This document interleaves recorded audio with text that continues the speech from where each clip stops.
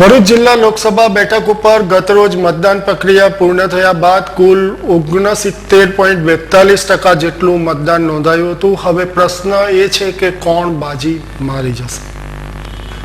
ભરૂચ જિલ્લા લોકસભા બેઠક ઉપર ગતરોજ અપેક્ષાગત રીતે 69.42% જેટલું મતદાન નોંધાયું હતું। વિધાનસભા બેઠકો પ્રમાણે જોઈએ તો કરજણ 72.40%, ડેડિયાપાડા 76.30%, જંબુસર 63.20%, વાગરા 71.30%, ઝઘડિયા 74.20%, ભરૂચ 64.80%, જ્યારે અંકલેશ્વર 65.60% જેટલું મતદાન નોંધાયું હતું। ગુજરાતમાં સામાન્ય ટ્રેન્ડ પ્રમાણે એવી ચર્ચા હોય છે કે 50% ઉપરાંત મતદાન થાય તો તેનો લાભ ભાજપાને વધુ મળતો હોય છે। આપણે ભરૂચ લોકસભા બેઠકની વાત કરીએ તો ભરૂચ, અંકલેશ્વર અને વાગરા વિધાનસભા બેઠક ભાજપાને પલ્લે છે। આ ત્રણેય વિધાનસભા બેઠકનું સરેરાશ મતદાન 67.23% જેટલું થાય છે, જ્યાં ભાજપાના ઉમેદવાર મનસુખભાઈ વસાવા વધુ લીડ મેળવી શકે તેવો આશાવાદ સેવી શકાય છે। ઉલ્લેખનીય છે કે ગત વિધાનસભાની ચૂંટણીમાં જંબુસર બેઠક ઉપર ભાજપાને ખુમાનસિંહ વાસિયાની ઉમેદવારી નડી હતી અને પાતળા માર્જિનથી બેઠક ગુમાવી પડી હતી।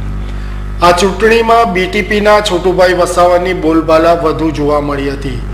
બીટીપી અને કોંગ્રેસ વચ્ચે ગઠબંધનનું કોકડું ગૂંચવાયું અને ત્રિપાખીયો જંગ ખેલાયો, જે ભાજપાને પરોક્ષ રીતે મદદ કરતા સાબિત થઈ શકે છે।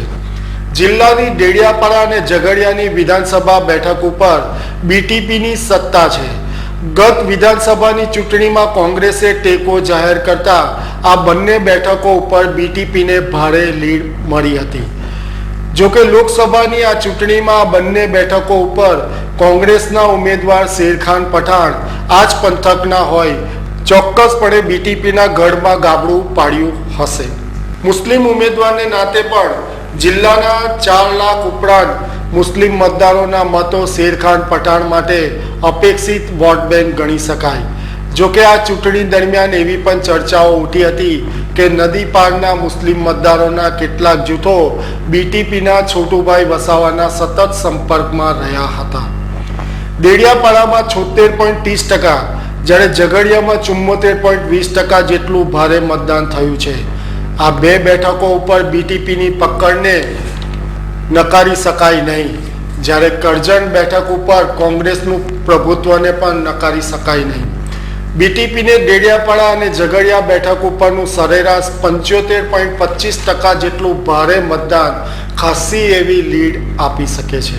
જોકે કોંગ્રેસના ઉમેદવાર તેમાંથી ચોક્કસપણે ભાગ બટાઈ કરશે।